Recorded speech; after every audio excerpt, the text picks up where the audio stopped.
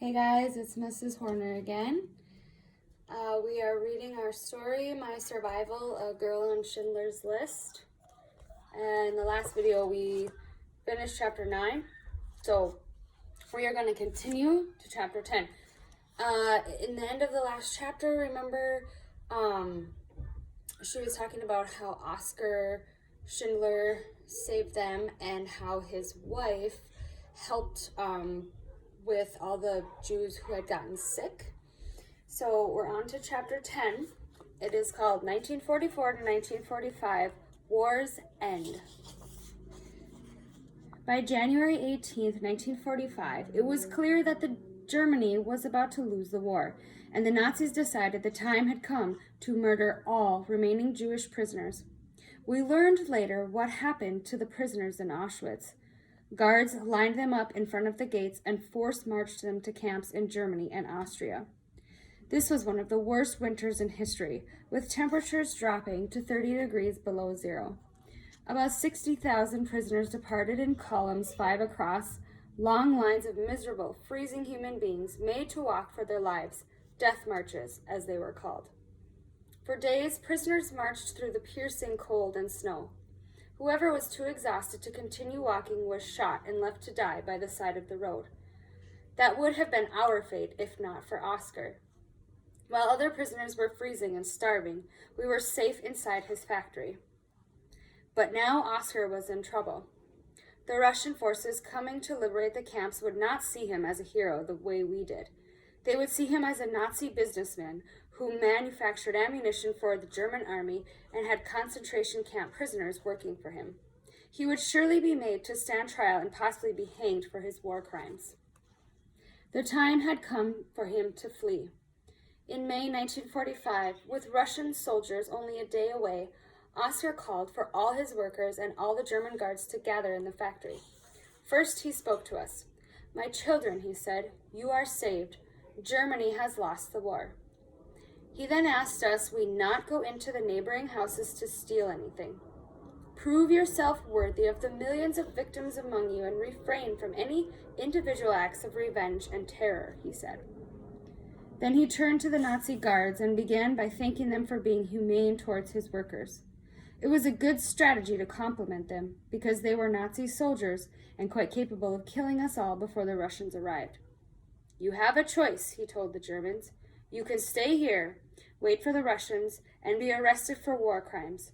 Or you can leave now and return to your families." The choice was simple. Since no one from the German government was there to stop them from leaving, they all turned and walked out of the factory. Then Oscar performed one last act of generosity for his Jewish workers.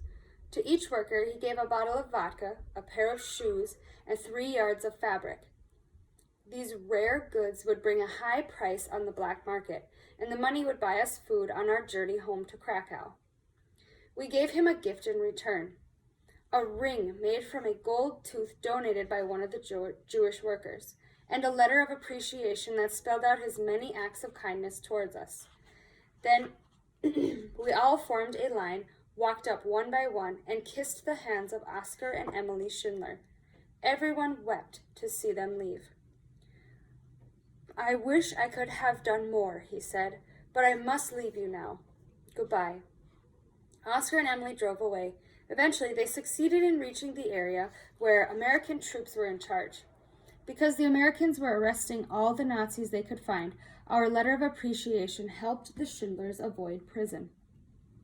By May 8, 1945, when Germany surrendered to the Allies, many former Nazis had fled and were living comfortably in hiding. Meanwhile, Oscar had spent all his money to save his workers, and now he was in need of help. For a while, all that he and Emily had to live on were monthly care packages. CARE stood for the Cooperative for American Remittances to Europe, an agency that sent food relief to people at risk of starving at the end of World War II.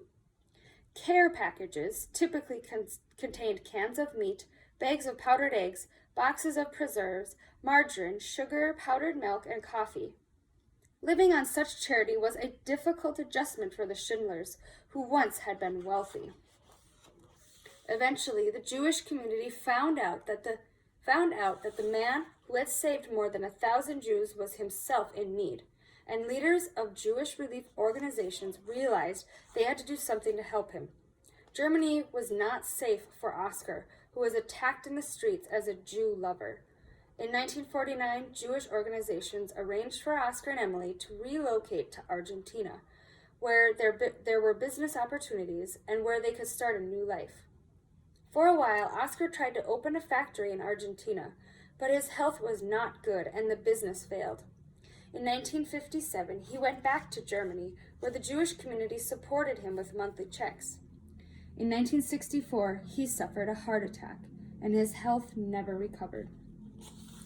After the war, when the deaths were added up, it was discovered that from 1933, when Hitler became the Chancellor of Germany, to 1945, when the war ended, that's 11 years.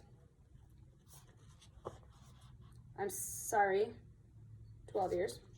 The Nazis had murdered more than 6 million Jews. Who can even imagine such a number? 6 million innocent men, women, and children. A tragedy so great it has come to be known as history's darkest hour.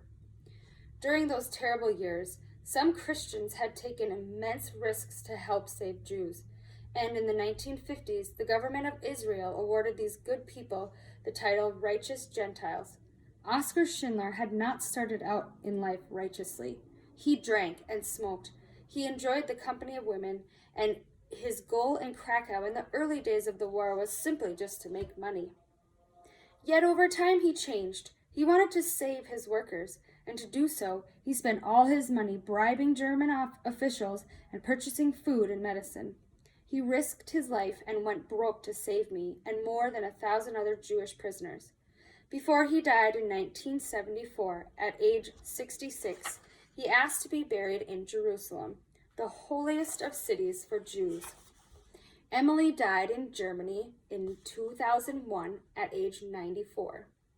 In 1933, the government of Israel recognized Oskar and Emily Schindler as righteous Gentiles.